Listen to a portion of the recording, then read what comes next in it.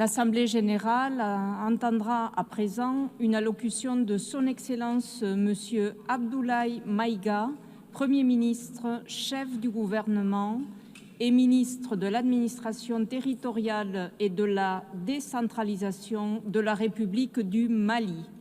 Je prie le protocole de bien vouloir accompagner Son Excellence, que j'invite à prendre la parole devant l'Assemblée.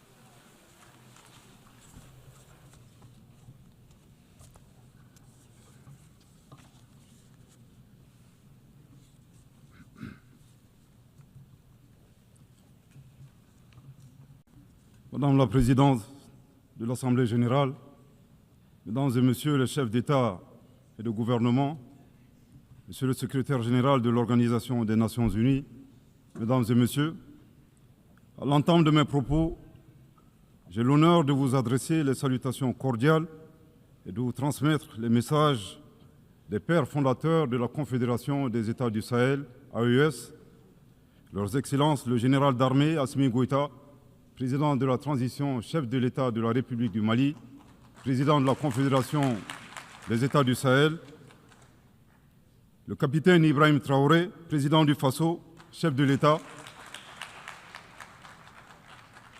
le général d'armée Abdourahmane Tchani, président de la République du Niger, chef de l'État. Je vous prie de recevoir également les salutations chaleureuses du peuple digne de l'AES, plus que jamais déterminé à se libérer du joug de l'impérialisme et à réaliser son autodétermination dans un esprit panafricaniste. En vous adressant les vœux de succès de la Confédération des États du Sahel pour votre élection à la présidence de cette 80e session de l'Assemblée générale, Madame la Présidente, je félicite en même temps votre prédécesseur, Son Excellence M. Philémon Yang, de la République du Cameroun pour son leadership exemplaire durant les travaux de la 79e session. Qu'il me soit enfin permis de réitérer au secrétaire général, M. Antonio Guterres, notre appréciation des efforts qu'il continue de déployer pour la réalisation des nobles objectifs de notre organisation commune. Mesdames et Messieurs, le thème de cette 80e session de l'Assemblée générale, à savoir, je cite, « Mieux ensemble », plus de 80 ans au service de la paix, du développement et des droits humains, fin de citation, est d'une importance toute particulière pour les États membres de la Confédération AES. Oui, la paix, l'entraide, le développement et la préservation des droits humains demeurent les principaux objectifs, voire la raison d'être des Nations Unies. Hélas, ces objectifs essentiels n'ont jamais été autant ébranlés dans le monde et au Sahel précisément, du fait essentiellement des groupes armés obscurantistes, instrumentalisés et soutenus par des sponsors étatiques étrangers. Les États membres de la Confédération des États du Sahel sont à l'avant-garde de la lutte contre le terrorisme qui constitue à la fois une menace réelle à la paix et à la sécurité internationale, mais aussi et surtout une atteinte grave au fondement même de nos États. Sous l'impulsion de nos chefs d'État, les forces de défense et de sécurité des 3 pays de la Confédération AES travaillent étroitement dans un élan de collaboration et de complémentarité sans précédent et sont portés par un engagement commun et une mutualisation des efforts pour endiguer le fléau du terrorisme. Cette nouvelle dynamique, articulée autour du renforcement des capacités opérationnelles de nos forces de défense et de sécurité, à travers un recrutement massif, une formation adéquate et la fourniture d'équipements appropriés, produit chaque jour des résultats encourageants sur le terrain, confirmant ainsi toute la pertinence de notre décision souveraine de nous mettre ensemble pour combattre nos ennemis communs. À la différence de certains États qui ont ouvert des couloirs de passage sur leur territoire aux terroristes, en vue d'attaquer d'autres pays ou d'offrir leur territoire comme base arrière, les pères fondateurs de l'AES, par engagement panafricaniste et dans le souci de préserver les intérêts de leur population, ont décidé de sécuriser leur pays tout en évitant une propagation de la menace vers d'autres régions africaines, voire dans le monde, effectuant ainsi un véritable travail de sécurité publique régionale et mondiale. Il ne fait l'ombre d'aucun doute que par leur sacrifice, les vaillantes forces de défense et de sécurité de l'AES contribuent à la sécurité d'autres régions, notamment les pays situés sur la côte ouest africaine. Nous saisissons cette opportunité pour nous incliner devant la mémoire des victimes civiles et militaires de l'insécurité dans le Sahel. L'approche souverainiste mise en œuvre s'inscrit dans le cadre de la vision portée par les chefs d'État de l'AES dédiée à la sécurité de nos États, suite au retrait des forces internationales. Défiant tous les pronostics et loin de se saborder, nos pays ont fait preuve d'ingéniosité en se fondant sur le substrat historique, géographique et la capacité de résilience des peuples confédérés qui, malgré plus d'une décennie de crise sécuritaire et humanitaire, continuent de démontrer une force exceptionnelle d'engagement patriotique.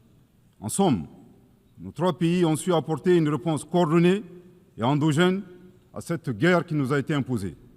C'est le lieu de renouveler ici la détermination pleine et entière de la Confédération AES à devenir une puissance régionale panafricaniste, à poursuivre et à intensifier ses actions en vue de bouter à jamais le terrorisme hors de notre espace commun, à consolider l'autorité de l'État, à protéger nos populations et leurs biens et à assurer notre prospérité. La Confédération AES réitère avec force sa ferme condamnation du soutien ouvert et parfois exprimé publiquement de sponsors étatiques étrangers qui, pour des motifs impérialistes, déstabilisent notre entité d'une part, en mettant à la disposition des groupes terroristes des conseillers, des moyens logistiques et des armes et munitions, d'autre part en leur accordant un soutien politique et en leur offrant des bases arrières situées dans certains pays voisins en violation de toutes les règles internationales. Mesdames et messieurs, aussi éloigné qu'il n'y paraît, la guerre en Ukraine et le terrorisme dans le Sahel ont des connexions. À titre de rappel, après l'attaque terroriste contre une patrouille des forces de défense et de sécurité maliennes du 24 au 26 juillet 2024 à Tinzaouatin dans la région de Kidal, le Mali avait dénoncé cet incident dans son allocution de 2024, ici même, et condamné l'attitude d'officiels ukrainiens qui ont publiquement revendiqué leur participation à la dite attaque terroriste. De ce comportement atypique, nous avons déduit tout simplement que les officiels ukrainiens ont malheureusement confondu la scène internationale et la scène de théâtre. Une année plus tard, la situation s'est accrue avec le régime et le régime ukrainien est devenu l'un des principaux fournisseurs de drones kamikazes aux groupes terroristes dans le monde. Dans ce contexte, certains États occidentaux doivent cesser de fournir des armes à l'Ukraine au risque de contribuer à la promotion du terrorisme international. Pour d'autres, dont le régime français nostalgique de la colonisation est préoccupé par sa perte d'influence dans le Sahel, l'appui au régime ukrainien relève d'une manœuvre consistant à occuper l'attention de la communauté internationale sur la guerre en Ukraine, tout en sponsorisant les groupes terroristes évoluant dans le Sahel.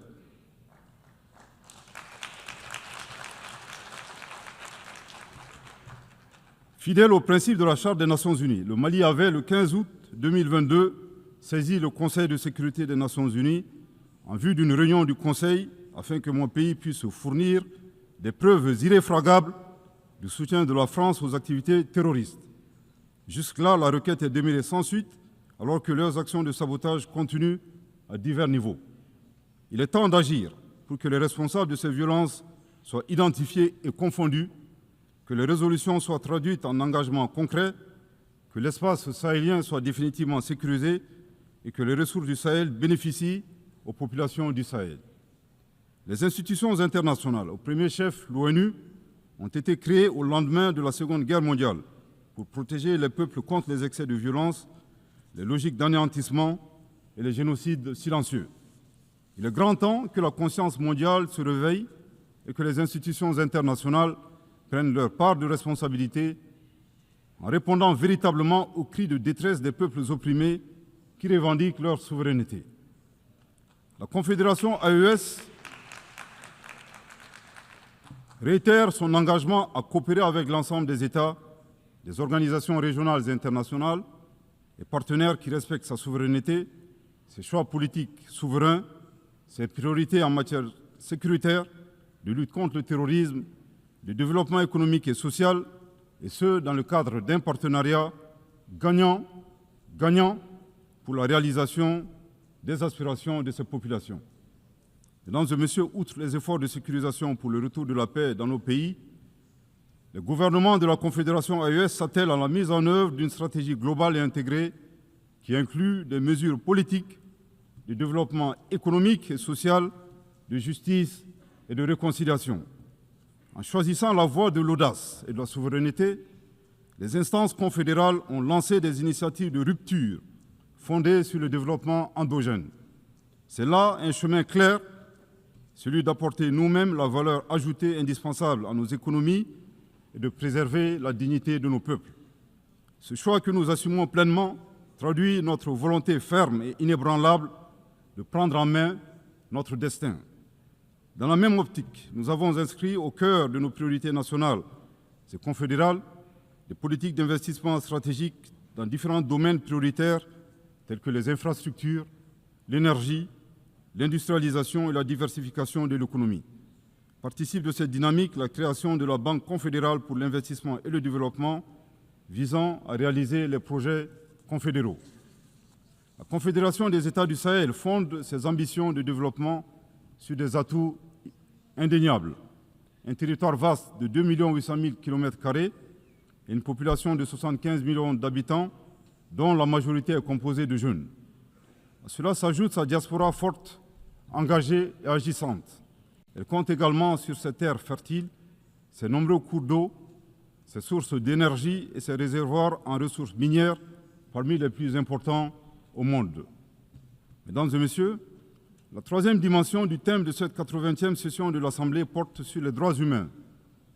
La Confédération AES réaffirme son attachement à respecter et à faire respecter le droit international des droits de l'homme et le droit international humanitaire, conformément à son histoire millénaire humaniste et à ses engagements nationaux et internationaux. Cependant, nous restons fortement opposés à l'instrumentalisation de la question des droits humains à des fins politiques ou de déstabilisation de nos institutions nationales, voire de nos États souverains indépendants. Là de cette situation est soucieux de préserver la souveraineté et la dignité du peuple. Les chefs d'État de la Confédération AES se sont retirés avec effet immédiat du statut de Rome de la Cour pénale internationale le 22 septembre 2025.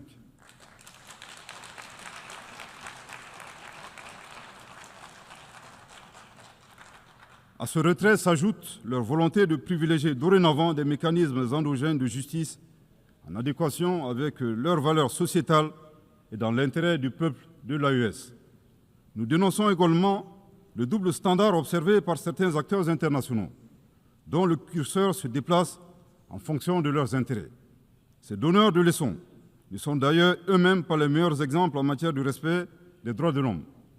Nous appelons nos partenaires à privilégier le dialogue et la coopération qui demeurent les meilleurs leviers pour promouvoir les droits humains à travers le monde. Mesdames et messieurs, au moment où nous célébrons les 80 ans des Nations Unies, force est de constater que notre cadre multilatéral, incarné par l'ONU, est mis à rude épreuve dans un contexte international marqué par la polarisation, le retour progressif du nationalisme, du protectionnisme, du repli sur soi et des rapports de force. En dépit de cette réalité conjoncturelle, le constat est que les trois objectifs majeurs consignés dans la Charte des Nations Unies, à savoir la paix, le développement et les droits humains, restent pertinents.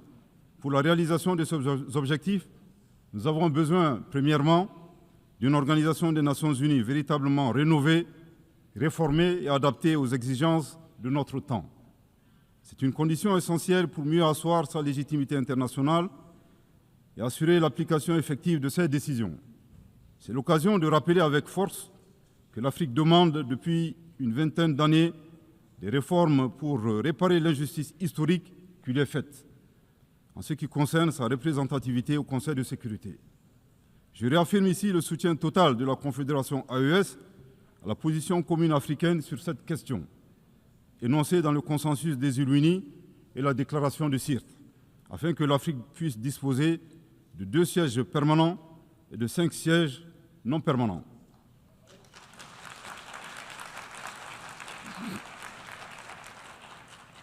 Deuxièmement, nous avons besoin d'une organisation des Nations Unies garante du respect du droit international pour tous. Nous sommes préoccupés de constater les violations flagrantes du droit international dans le monde, et ce, en toute impunité. Ce 80e anniversaire de l'ONU est pour nous, États membres, l'occasion de réaffirmer notre attachement indéfectible à un cadre multilatéral fondé sur le droit et non la force. Troisièmement, nous avons besoin de mécanismes robustes de suivi et de mise en œuvre des conclusions des conférences internationales. Le constat dans ce domaine est clair.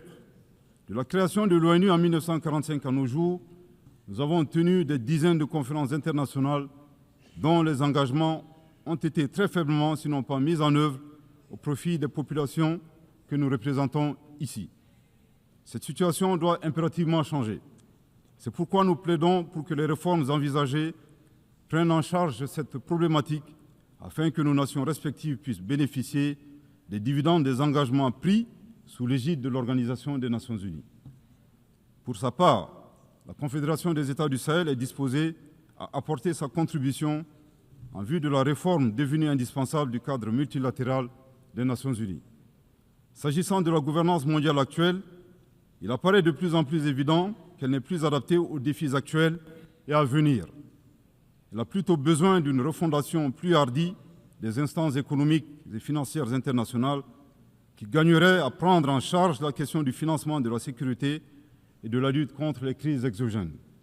À cet égard, des mécanismes innovants comme les BRICS offrent une alternative constructive et plus respectueuse des intérêts des pays émergents et en développement, tout comme les initiatives africaines de financement du développement auxquelles les pays du Sahel accordent une attention particulière pour briser le cycle vicieux de la dépendance et du surendettement. Dans cette dynamique, les préoccupations de l'Afrique en matière de développement économique et social sont à prendre en compte. Une Afrique présentée comme continent de l'avenir, riche de sa jeunesse, mais hélas qui fait face au lourd fardeau de la dette extérieure, au pillage de ses ressources, au commerce inégal, au transfert négatif des ressources et aux aléas des changements climatiques, entre autres défis.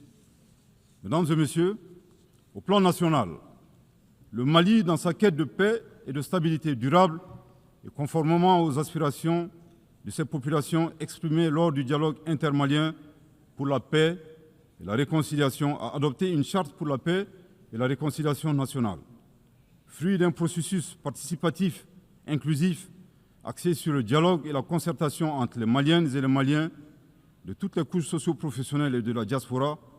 La charte incarne notre détermination à renforcer l'appropriation nationale du processus de paix au Mali.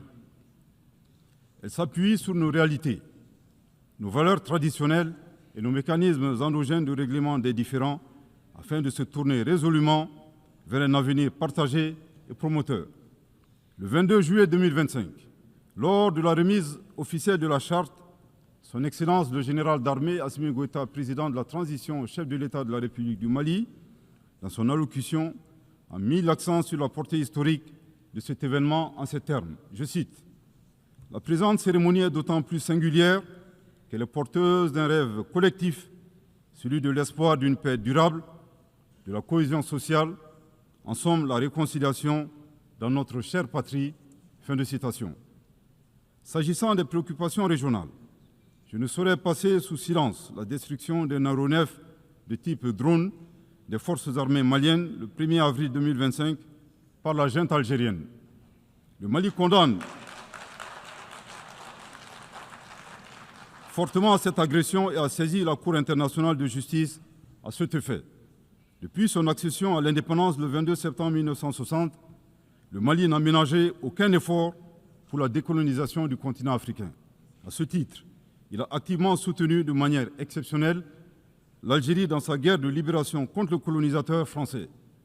Au regard de cette position politique constante en faveur du panafricanisme, ajoutée à la proximité géographique entre deux pays qui partagent une frontière distante de 1300 km, le Mali a toujours observé à l'endroit du peuple frère algérien une attention bienveillante.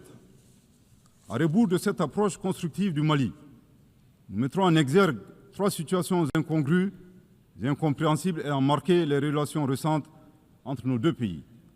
1. L'attaque lâche et perfide ayant visé les forces armées maliennes à Tinzaouaten s'est déroulée à quelques kilomètres de la frontière algérienne. Curieusement, la junte algérienne n'a rien vu ni entendu, alors même que l'acte terroriste a été planifié sur son territoire. Troublant pour un pays qui a été désigné comme champion de l'Union africaine de la lutte contre le terrorisme et qui est devenu ces dernières années champion de la promotion du terrorisme et exportateur des terroristes.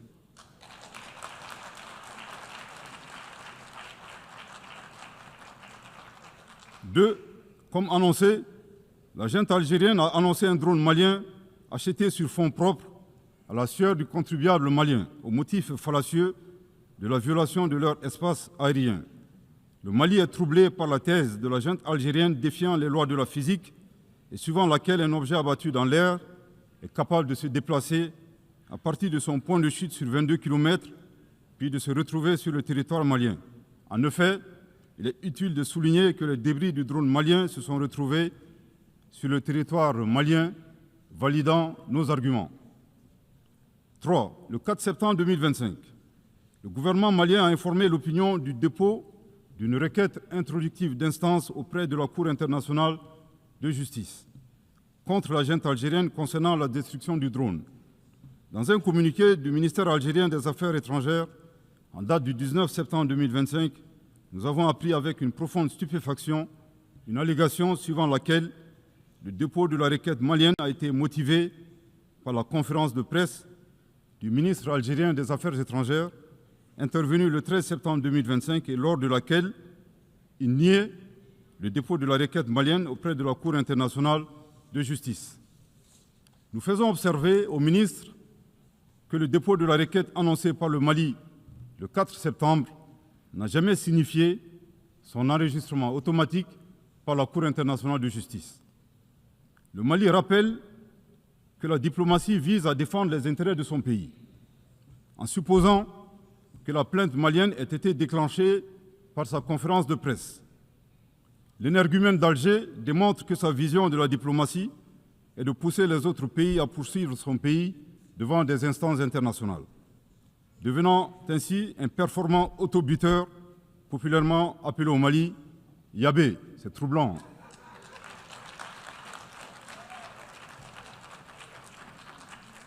Au passage, le Mali rend un vibrant hommage au ministre des Affaires étrangères de la junte algérienne. En effet, le mensonge corrompant tout, il vient d'ôter toute crédibilité à la version algérienne de la destruction du drone malien. Aussi, nous n'avons point été surpris par la fuite en avant de la junte algérienne qui a refusé de donner son consentement à la compétence de la Cour internationale de justice suite à l'affaire de la destruction du drone malien, craignant ainsi d'être démasqué publiquement comme agresseur et soutien du terrorisme international. Au regard de ces 3 points insolites, le Mali recommande à la junte algérienne, d'une part, de faire sienne cette citation de Amadou Hampâté-Bâ dans Vie et enseignement de Thierno Bokar, le sage de Badiangara, je cite, « Certaines vérités ne nous paraissent invraisemblables que tout simplement parce que notre connaissance ne les atteint pas. » Fin de citation. Nous les invitons à chercher à connaître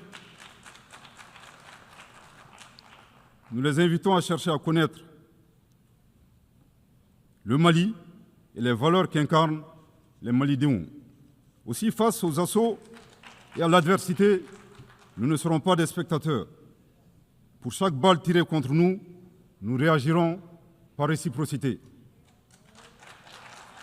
Pour chaque mot employé de travers, nous réagirons par réciprocité. D'autre part, il est vivement recommandé à la junte algérienne d'organiser à Tinzaouaten en Algérie un festival international annuel dédié à l'artifice de l'intelligence humaine. Du haut de cette tribune, nous appelons la junte algérienne à cesser de soutenir le terrorisme international et à s'impliquer résolument dans la promotion de la paix et de la sécurité dans un esprit constructif en respectant la souveraineté des États.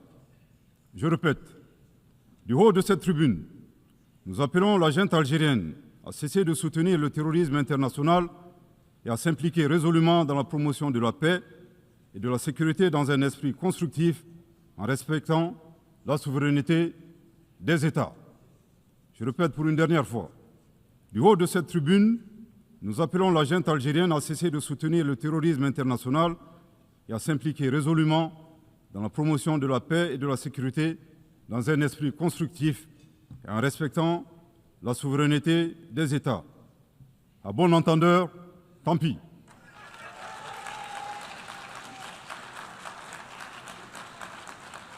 Madame la Présidente, Mesdames et Messieurs, l'occasion est ici propice pour exposer l'avis d'un citoyen, le point levé à l'aube de notre souveraineté retrouvée, partagée par le peuple de la Confédération AES.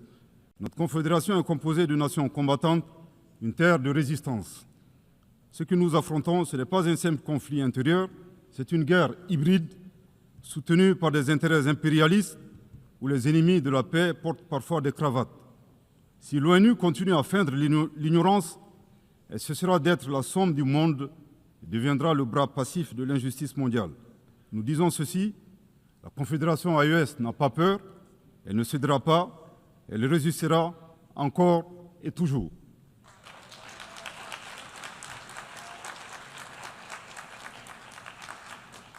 Toutefois, la Confédération AES donne aux Nations Unies une opportunité historique, celle de se placer du côté de la vérité, celle de reconnaître que le peuple de l'AES est agressé, celle de soutenir une confédération qui combat à la fois pour elle-même et pour l'Afrique, pour la stabilité du continent et indirectement pour celle du monde entier.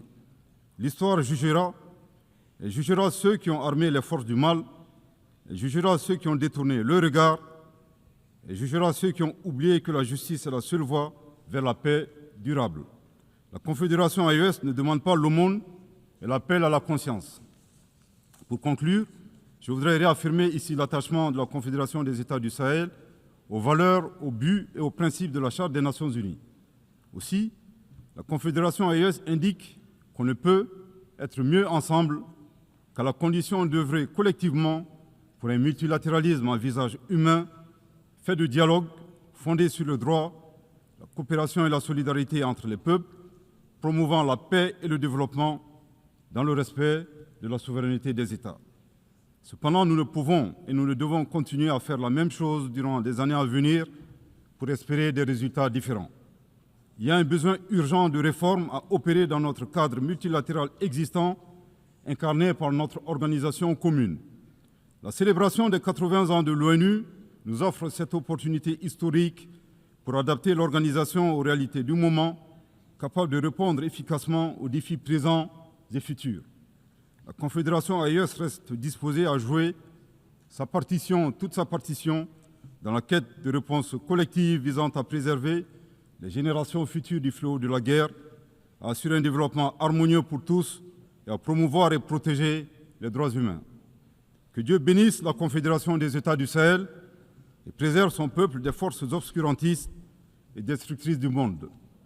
Que Dieu bénisse le Mali et préserve les Maliens des forces obscurantistes et destructrices du monde. Que Dieu bénisse l'Afrique et préserve les Africains des forces obscurantistes et destructrices du monde. Que Dieu bénisse le monde et préserve l'humanité entière des forces obscurantistes et destructrices du monde. Je vous remercie de votre très aimable attention.